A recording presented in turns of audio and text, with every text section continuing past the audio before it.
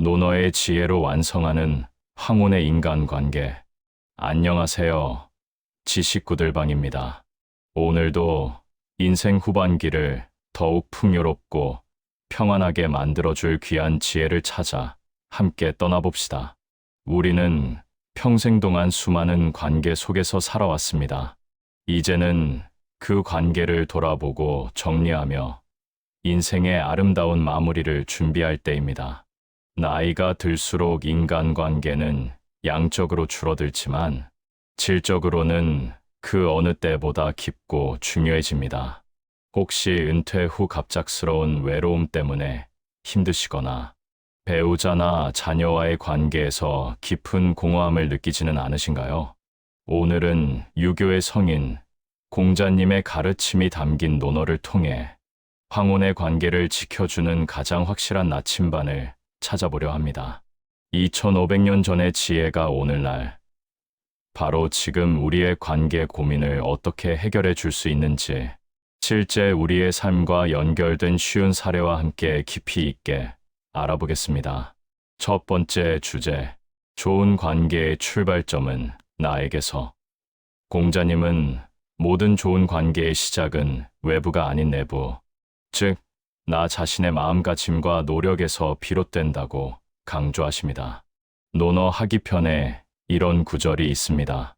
불환인 지불기지, 환기불능야.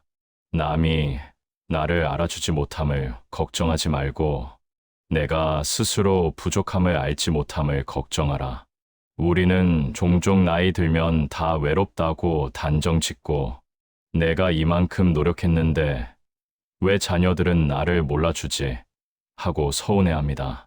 특히 은퇴 후에는 사회적 역할 상실과 함께 인정받고 싶은 욕구가 커지면서 이 서운함이 관계를 망치는 독이 되기도 합니다. 이러한 서운함은 우리가 무의식 중에 타인의 평가에 나 자신을 맡겨버렸기 때문에 생깁니다. 하지만 공자님은 타인의 인정과 시선에 일희일비하지 말고 나 자신이 얼마나 성숙한 사람인지 스스로의 발전을 위해 노력하고 있는지를 돌아보라고 가르치십니다. 외부에서 오는 평가가 아닌 내면에서 오는 평화와 만족감을 채우라는 뜻입니다. 구체적인 사례를 들어봅시다. 은퇴 후 갑자기 모든 여가 시간을 자녀의 집에 방문하거나 사소한 일로 끊임없이 연락해서 자신의 존재를 확인하려 하는 분이 계십니다. 이런 행동은 사실은 나의 공허함을 채워달라는 무언의 요구이며 오히려 주변 사람들이 피로감을 느끼고 멀어지게 만듭니다. 이것은 노년의 자존감을 외부 인정이라는 썩기 쉬운 것에 의존하는 태도입니다. 반면 늦게나마 새로운 외국어를 배우거나 텃밭을 가꾸거나 봉사활동을 시작하며 새로운 삶의 의미를 찾은 이분들은 스스로의 삶이 흥미롭고 풍요롭기 때문에 굳이 타인의 인정을 구하지 않습니다. 이분들은 나만의 영역을 가꾸는 자기 수양을 실천하고 있는 것입니다. 자녀들이 이런 부모님을 찾아뵙는 것은 의무감 때문이 아니라 함께 있으면 즐겁고 배울 것이 있는 분이기 때문입니다. 내가 굳건하고 스스로 만족하는 삶을 살 때 비로소 우리의 관계는 억지가 아닌 자발적인 끌림으로 완성됩니다. 자, 시청자 여러분, 잠깐 멈추고 스스로에게 질문을 던져봅시다.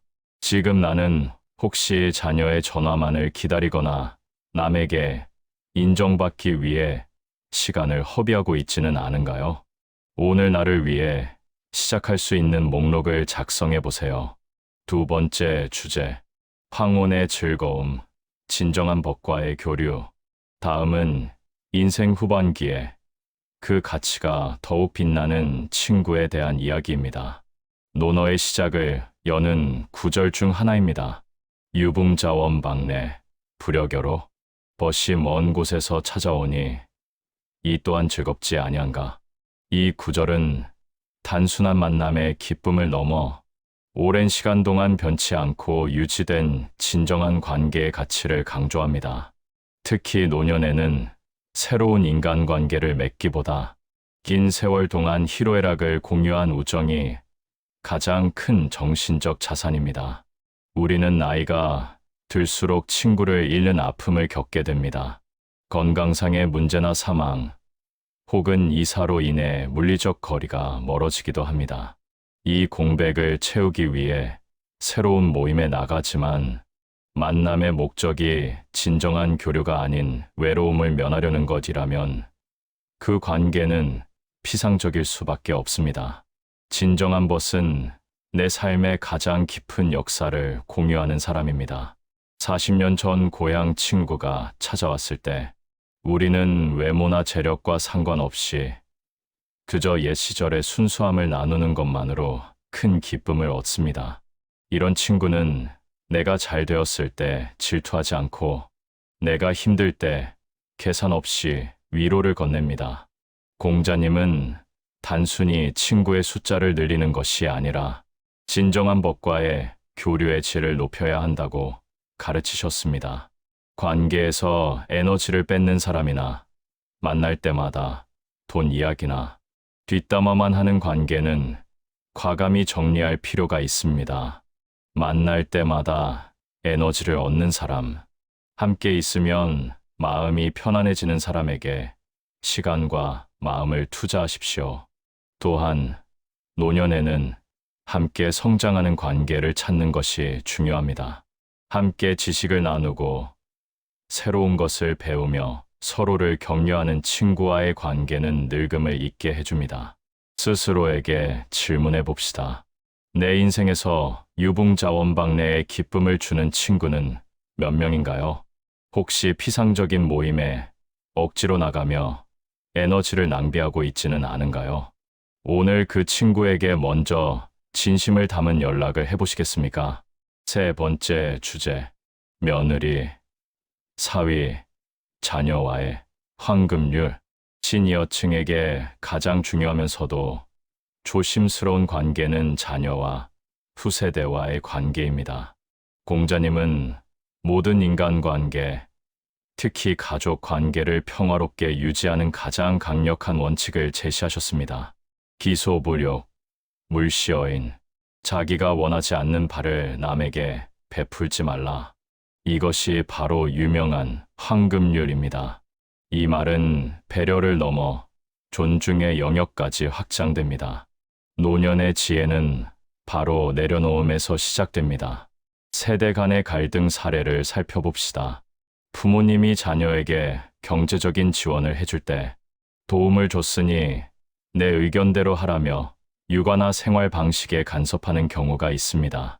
부모님의 의도는 선이지만 자녀의 입장에서는 도움을 받는 대가로 자유를 빼앗겼다고 느끼며 갈등이 깊어집니다.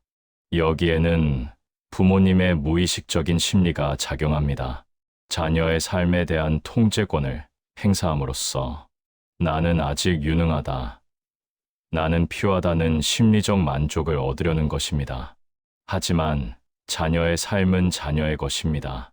자녀가 나의 노후 생활 방식에 사사건건 명령하거나 충고한다면 기분이 좋지 않을 것입니다. 이처럼 내가 받기 싫은 간섭과 비판은 자녀에게도 똑같이 하지 않아야 합니다.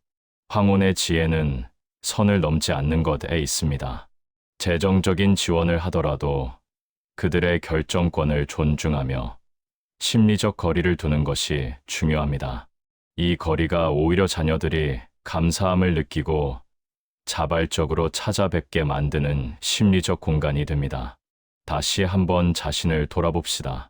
나는 자녀에게 경제적인 지원을 하는 것을 넘어 그들의 삶에 간섭의 잣대를 들이대고 있지는 않나요?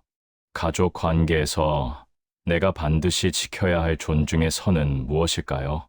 네 번째 주제, 교회의 완성은 부드러운 얼굴빛.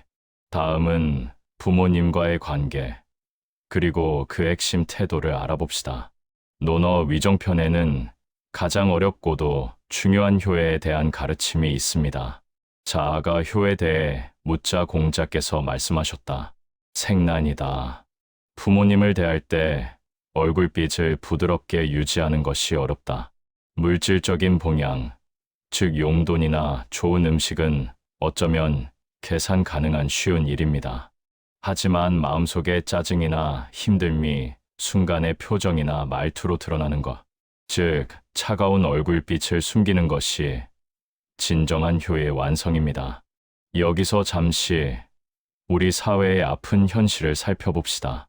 최근 뉴스에는 고령의 부모님을 홀로 간병하던 자녀가 힘겨움을 이기지 못하고 극단적인 선택을 하는 간병살인 사건이 끊이지 않고 보도됩니다.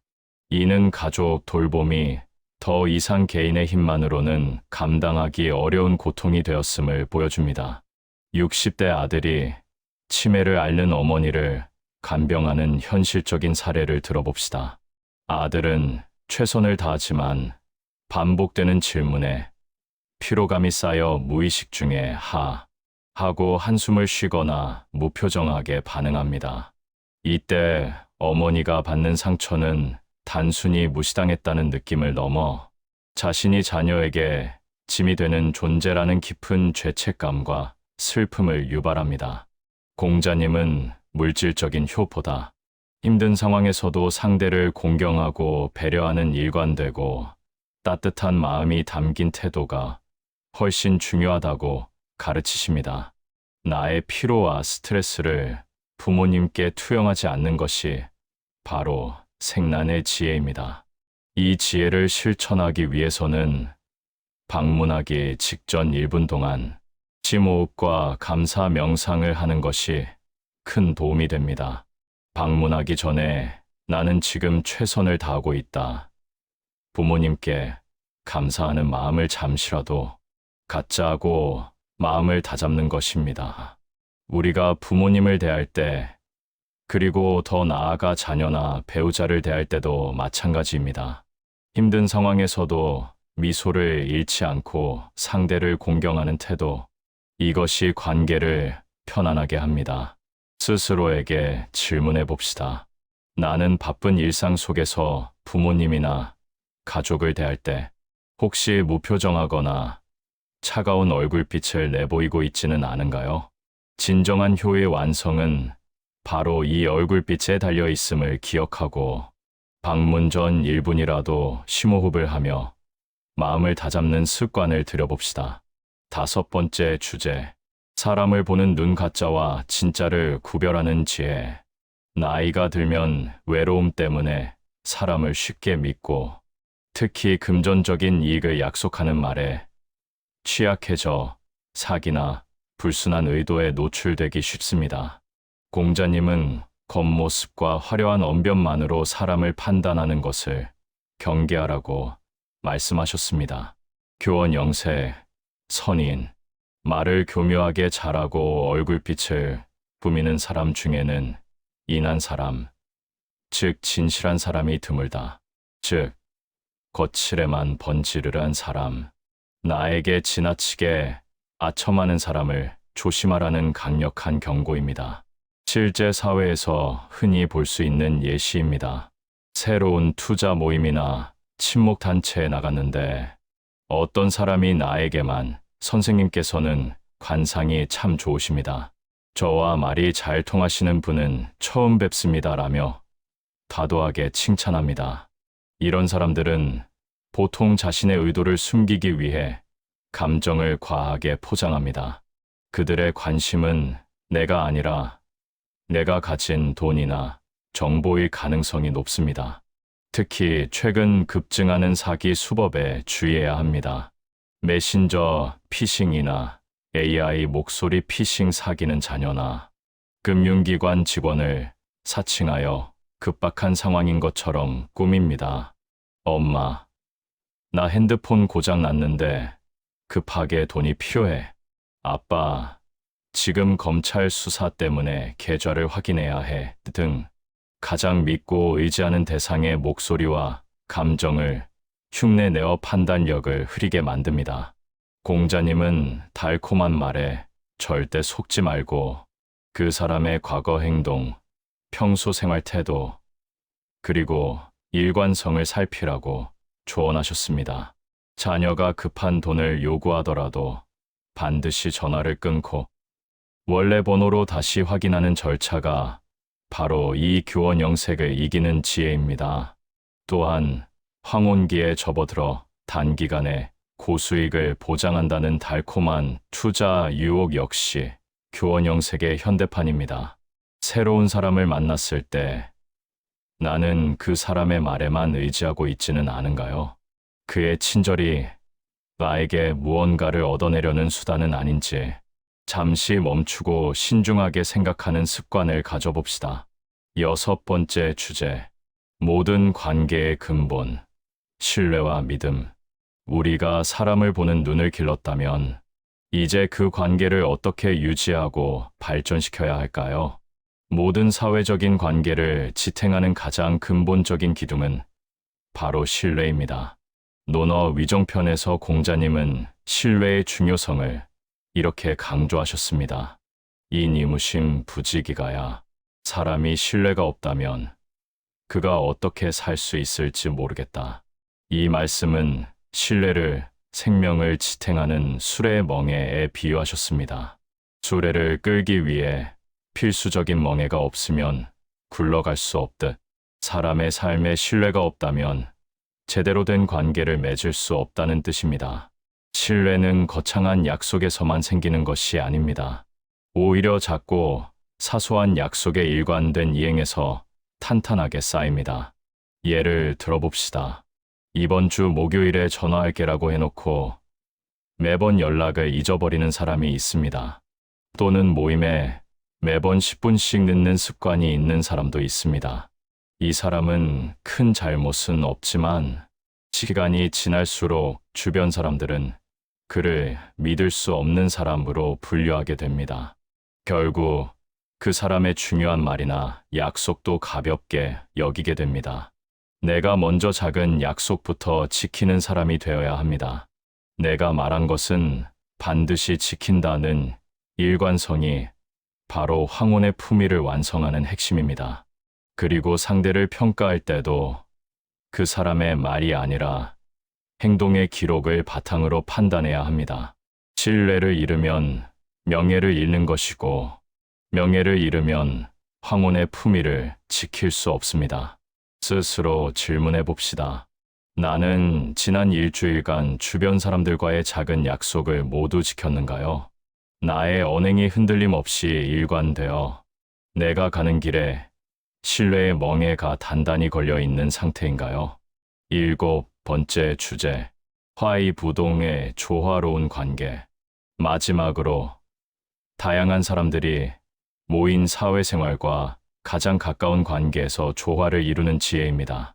공자님은 인품이 훌륭한 사람 군자의 관계를 이렇게 정의했습니다. 군자와의 부동, 소인동이 보라. 훌륭한 사람은 화합하지만 억지로 같아지려 하지 않고 속이 좁은 사람은 억지로 같아지려 하지만 진정으로 화합하지 못한다. 여기서 화이부동은 서로의 의견이 다르더라도 조화롭게 지낸다는 뜻입니다. 이 지혜는 특히 의견 차이가 심한 가족 간이나 정치적 성향이 다른 모임에서 빛을 발합니다. 예를 들어봅시다. 명절 가족 모임에서 자녀나 친척들이 나와 다른 정치적 견해를 이야기할 때 우리는 격렬하게 싸우는 대신 우리 가족은 의견은 다르지만 서로 존중하고 사랑한다는 큰 틀을 유지해야 합니다. 화이부동을 실천하는 것은 상대의 의견에 무조건 동의하는 것이 아닙니다. 상대의 말을 경청하되 나의 의견도 존중하며 침묵하거나 당신의 의견을 존중합니다만 저는 이렇게 생각합니다 라고 부드럽게 선을 긋는 것입니다. 특히 자녀가 결혼하지 않겠다거나 나와 다른 직업을 선택하는 등 내 기대와 어긋나는 선택을 했을 때 이 화이부동의 지혜가 필요합니다. 내 의견만을 강요하지 않고 상대의 생각까지 품을 수 있는 넓은 마음, 즉 관용이 관계의 조화를 이끌어냅니다. 다름을 인정하고 존중할 때 비로소 평화로운 노년의 관계가 완성됩니다. 시청자 여러분, 나는 나와 정치적, 취향적으로 다른 사람과의 관계를 피하기만 했나요? 이제는 다름을 인정하고 조화롭게 지내는 대화 기술을 시도해 볼 용기가 있으신가요? 지금까지 말씀드린 내용을 정리해 보겠습니다. 오늘 우리는 논어를 통해 황혼의 인간관계를 가꾸는 7가지 핵심 지혜를 깊이 있게 배웠습니다. 나부터 채우기, 타인의 인정보다 나의 수양에 집중, 진정한 법과 즐거움 나누기, 관계의 질을 높이기, 구세대에게 황금률 적용하기, 존중의 선을 넘지 않기. 효의 완성은 부드러운 얼굴빛, 따뜻한 태도의 중요성, 외모나 말재주보다 진정성 살피기, 스스로를 지키기. 모든 관계의 근본, 신뢰와 믿음, 약속 이행, 다름을 인정하며 조화롭게 살기, 화이부동 실천. 이 논어의 가르침들은 실천하지 않으면 아무 소용이 없습니다. 그래서 제가 여러분께 이 지혜를 바로 삶에 적용할 수 있는 논어 관계 회복 3일 프로젝트 숙제를 내어드리고 싶습니다. 첫째 날, 나 자신 돌아보기. 오늘 내가 불평했던 것들을 적어보고 그 불평이 남 때문이 아니라 나 자신의 부족함 때문일 수도 있음을 성찰해보세요. 둘째 날, 선 긋기 연습. 자녀에게 전화를 걸거나 메시지를 보낼 때 충고나 조언 대신 나는 너를 믿고 응원한다는 존중의 메시지만 보내보세요. 기소불용 물시어인의 지혜를 실천하는 날입니다. 셋째 날, 관용 베풀기. 나와 의견이 다른 친구나 지인에게 먼저 다가가세요. 그의 의견을 반박하지 않고 왜 그렇게 생각하는지 끝까지 경청하는 화이부동의 하루를 살아보십시오. 이 3일간의 작은 실천이 여러분의 황혼 관계를 이전보다 훨씬 평안하고 품위 있게 만들 것입니다. 오늘 배운 공자님의 지혜를 바탕으로 남은 인생을 더욱 풍요롭고 평안한 관계 속에서 만들어 가시길 진심으로 응원합니다.